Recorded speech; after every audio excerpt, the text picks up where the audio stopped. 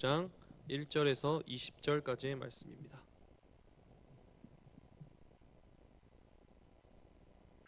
다 찾으신 줄 믿고 제가 봉독하도록 하겠습니다.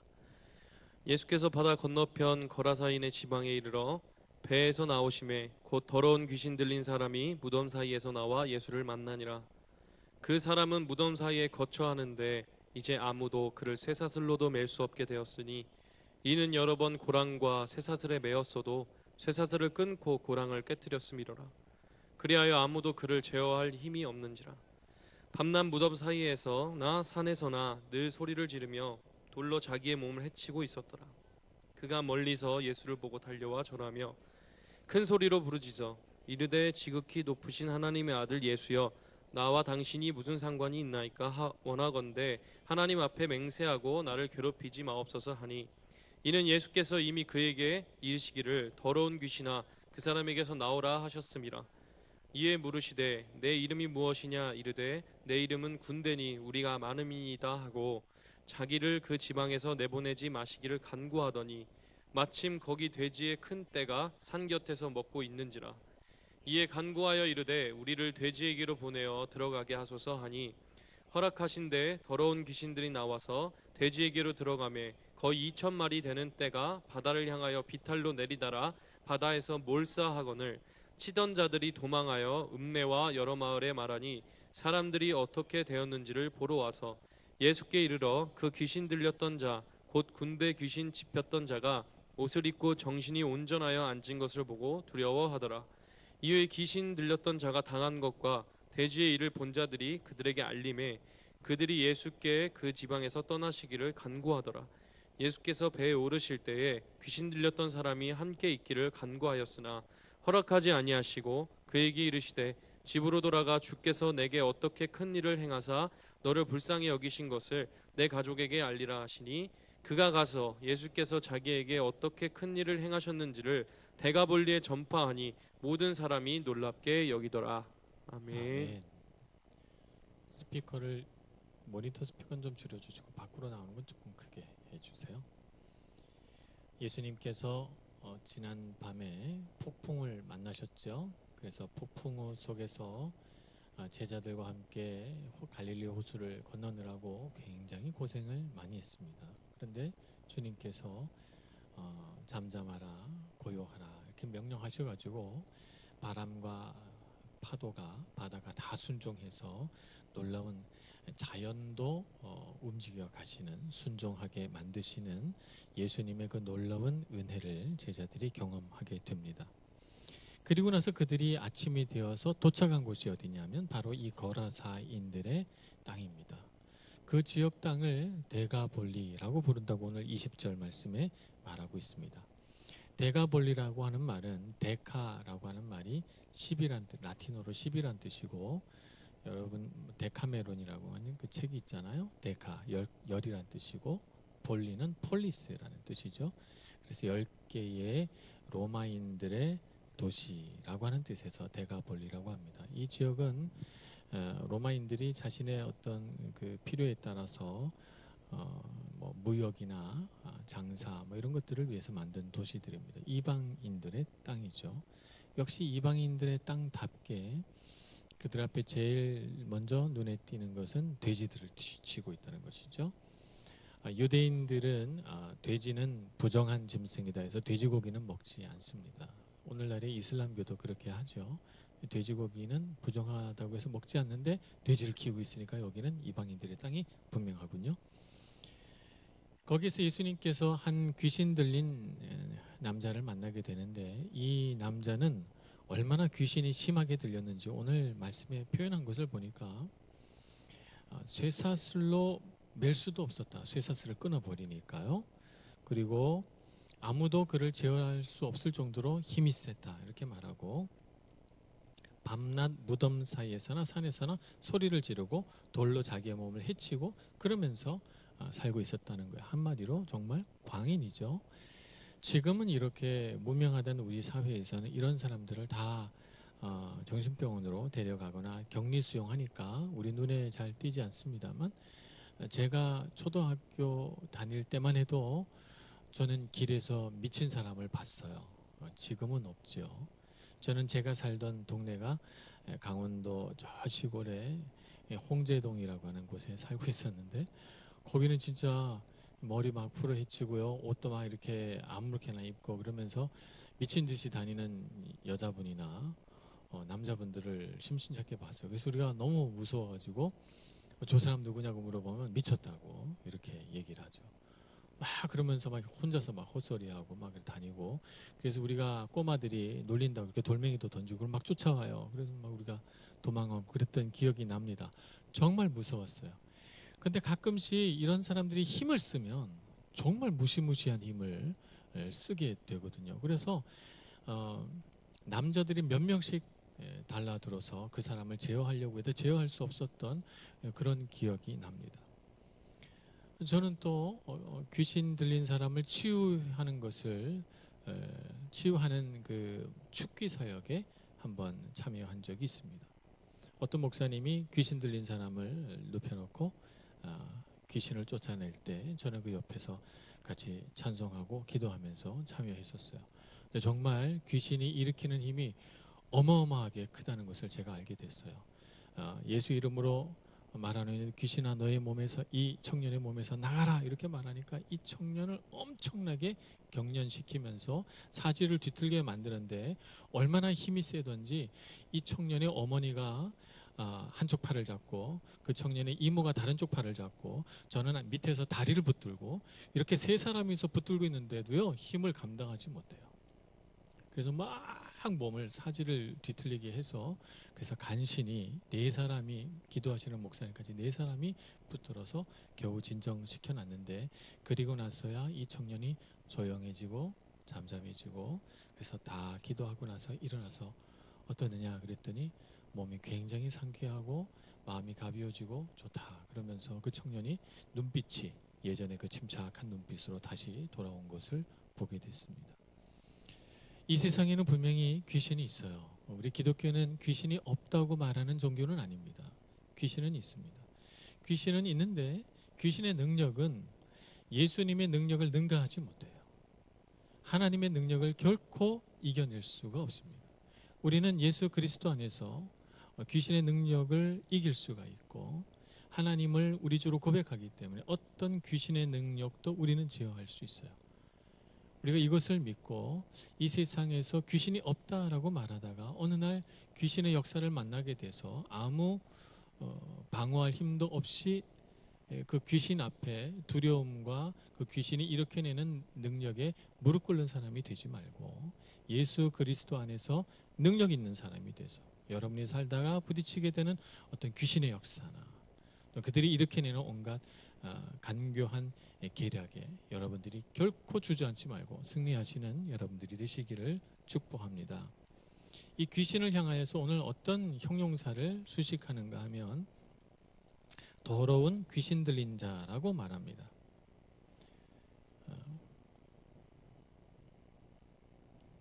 갑자기 2절에 나오죠. 배에서 나오시면 곧 더러운 귀신 들린 사람이 이렇게 말해요. 여기서 더러운은 귀신을 수식하는 것이 더러운이 사람을 수식하는 것이 아닙니다. 더러운 귀신 들린 사람이 아니고 더러운 귀신 들린 사람인 것입니다. 그래서 귀신은 더럽죠. 귀신이 더럽다라고 하는 것을 우리는 위생적인 관점에서 어떤 더러움이라고 생각하면 좀 곤란합니다.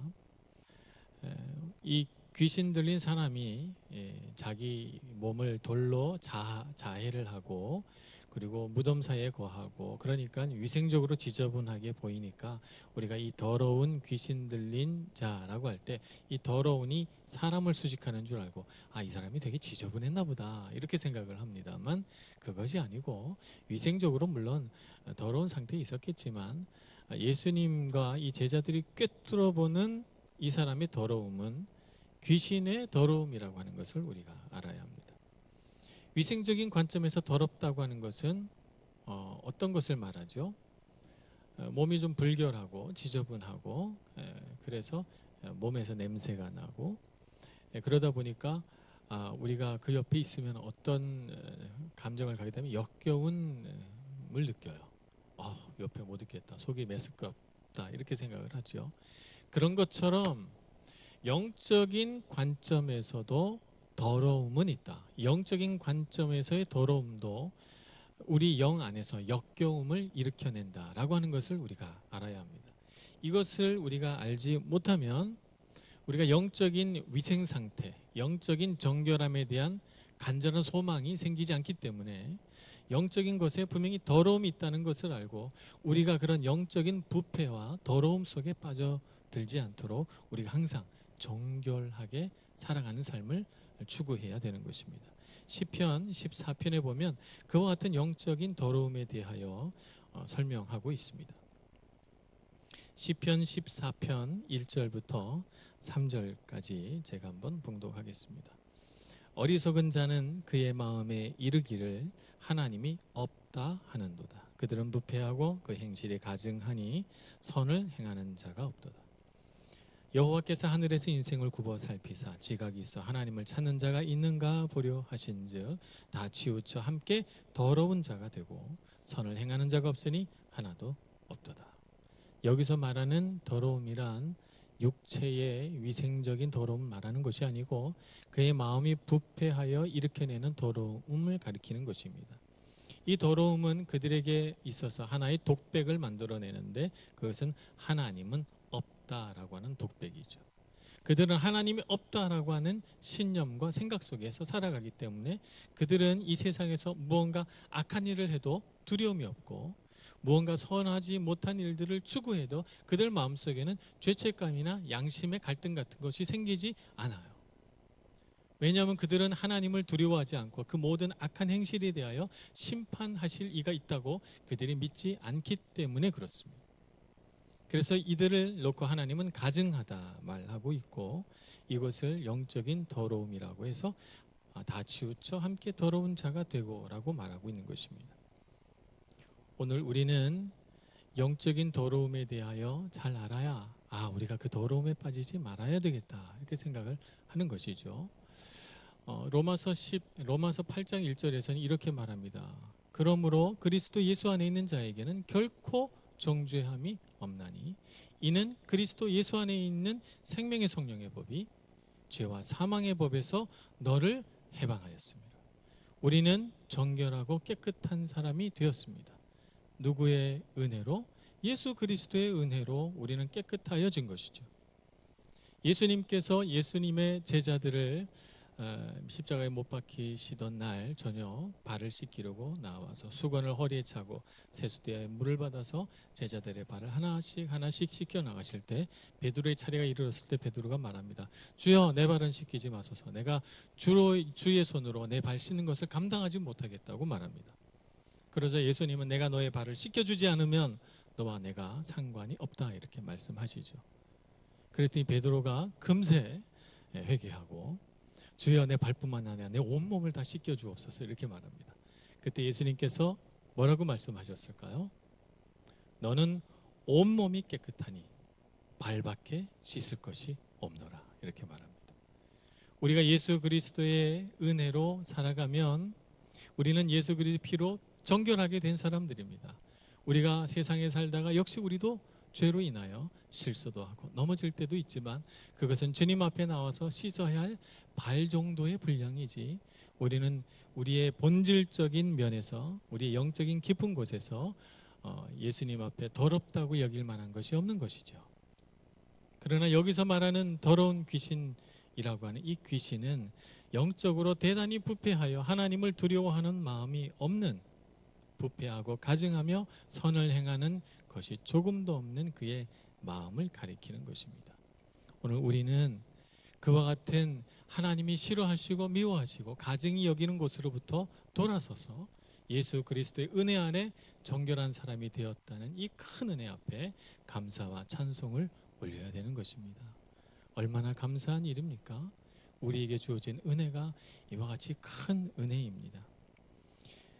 사탄 혹은 귀신, 악의 영들이라고 표현되는 이러한 더러운 영적인 존재들은 한결같이 하나님을 경외하지 않으며 하나님을 두려워하지 않습니다. 오늘 우리는 그들이 하나님 앞에서 얼마나 더러운 존재인가 하는 것을 알고 그들은 우리의 몸을 건들지도 못한다는 것을 알아야 합니다. 그래서 우리의 몸을 해하려고 할 때, 우리를 두려움에 빠지게 할 때, 혹은 우리로 하여금 정결하지 못하다고 하는 정죄감에 빠지게 할 때, 우린 예수 그리스도의 능력으로 그들을 물리쳐내고 우리의 몸을 항상 정결하게 유지하게 될 줄로 믿습니다. 열심히 싸우셔서 이 세상을 한 사람이라도 더 깨끗한 사람으로, 정결한 사람으로 바꿔내는 일에 헌신된 여러분들 되시기를 축복합니다. 이 영이 예수님을 보자마자 예수님 앞에 옵니다. 그냥 가만히 있었으면 예수님이 모르고 지나가셨을 수도 있는데 굳이 예수님을 보자마자 달려와서 그 앞에 꿇어 엎드려 예수님께 간청합니다. 오늘 간청한 그의 부탁은 무엇일까요? 오늘 말씀에 보면 이렇게 말합니다. 하나님의 아들 예수여, 나와 당신이 무슨 상관이 있나이까? 원하건대 하나님 앞에 맹세하고 나를 괴롭히지 마옵소서. 이렇게 말합니다. 꿇어 엎드려 절하며 부르짖고 있는 그 사람의 모습을 볼 때는 예수님에게 그래도 예의는 차리는구나 이런 생각이 들지만, 그러나 그의 말을 가만 들어보면 뭔지 모르지만 예수님의 도움을 진심으로 청하고 있지 않다는 생각을 합니다.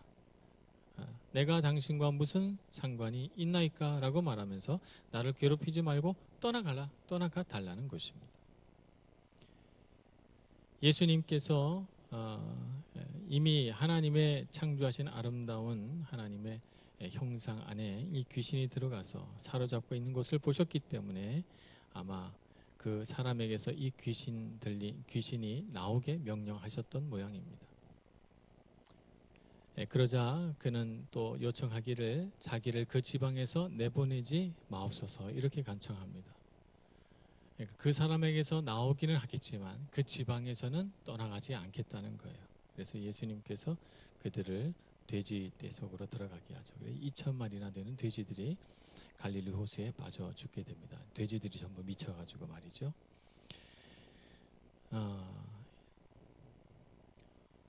우리가 한 사람 안에 있는 이 악의 영들이 만들어내는 이 일들을 우리가 잘 봐야 합니다. 그래서 우리가 악한 영에게 소유당하지 않고 항상 하나님의 선한 영 가운데 살아가야 되겠고, 또 예수님께서 이와 같이 이 악한 영을 쫓아내는 것을 우리가 잘 봐야 합니다. 군대 귀신이라고 이름 붙여지니 2,000명이나 되는 귀신도 예수님의 말씀 한마디에 무서워 벌벌 떨며 마치 예수님께 공손하게 말하는 것 같지만 예수님을 극렬히 싫어하고 미워하며 저항하는 그의 모습을 볼 때 이 악한 영들이, 귀신들이 얼마나 예수님을 무서워하는지 우리가 분명히 볼 수가 있습니다. 우리 마음속에는 이 악한 영에게 조금 더 권세를 주어서는 안 됩니다. 우리 마음속에 그들은 능력이 있다라고 하는 생각을 조금 더 우리 마음에 품어서는 안 되는 것이죠. 그들은 능력이 없으며 그들은 결코 하나님의 사람을 빼앗아 갈 수가 없습니다. 여러분 마음속에 한 부분의 틈도 이 귀신에게 주지 않으시기를 축복합니다. 그런데 이 귀신 들린 사람이 낫고 이렇게 고침을 받았는데 돼지치던 자들이 마을에 가서 이 놀라운 사실을 보고합니다. 보고하자 마을 사람들은 놀랍게도 예수님이 그 지방에서 떠나시기를 간구하지요. 귀신이 이 지방에서 내보내지 마시기를 간구한 것처럼 그들은 예수님을 떠나기를 간구합니다. 반대가 돼야 되잖아요. 귀신은 그 지방에서 떠나야 되고 예수님은 거기에 머무르게 해달라고 간청해야 되는 것이 정상인데 귀신은 거기에 머물겠다고 하고, 그리고 마을 사람들은 예수님더러 떠나기를 요청합니다. 이방인의 땅이기 때문에 그렇습니다. 이러한 이방인의 땅을 주님의 말씀이 개척하여 계속해서 하나님의 땅으로, 하나님의 나라로 만들어가고 있죠. 우리나라에도 복음이 처음 들어왔을 때는 이 복음에 극렬하게 저항했습니다. 우리나라 사람들이, 우리나라 토속 문화, 우리나라에 뿌리 깊게 박혀있던 유교 문화, 또 우리 사람들이 갖고 있던 토속 신앙, 또 이런 무속적인 신앙, 이런 것들이 이 복음을 굉장히 싫어하고 그것을 거부했습니다.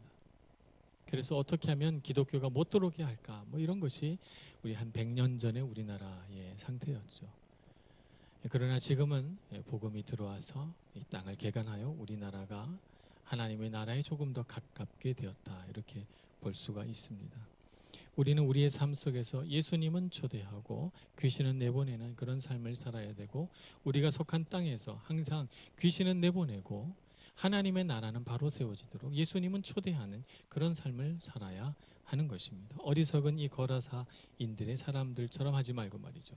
그들이 정말 두려워했던 것은 악한 영이 그 지방을 정복하고 누군가에게로 들어가서 한 사람의 영혼을 상하게 만들고 파괴시키는 것을 두려워하지 않고, 그들에게 있어서 소중한 재산인 돼지떼들이 물에 빠졌다는 사실을 두려워합니다. 재산의 손실은 엄청나게 두려워하면서 영의 손실은 두려워하지 않는 그들의 모습을 보게 되죠.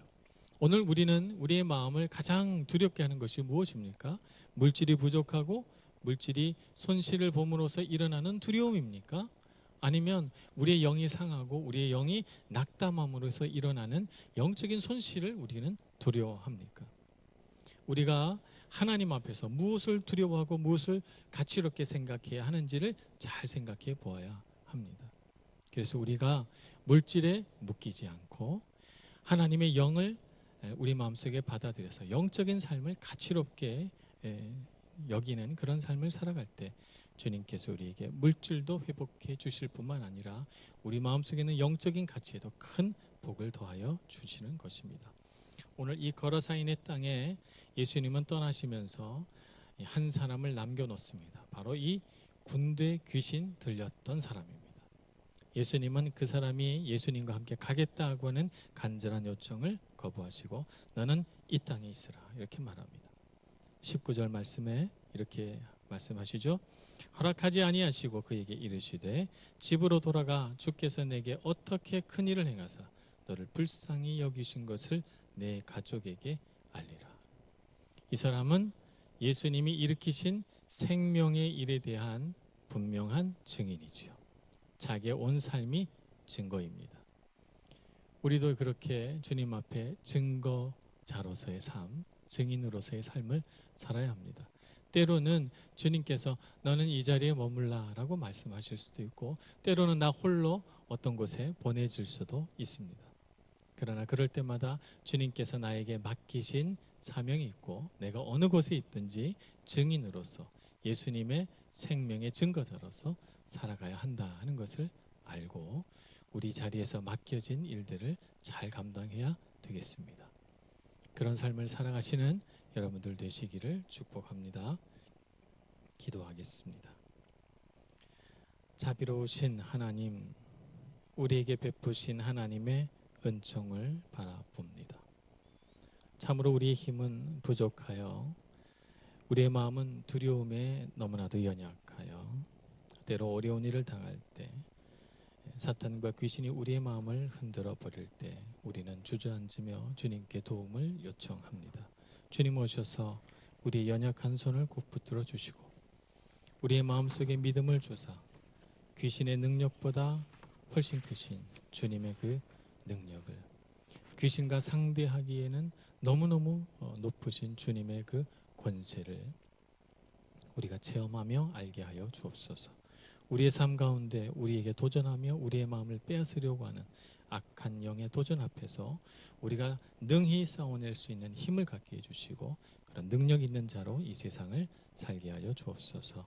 예수님의 이름으로 기도합니다.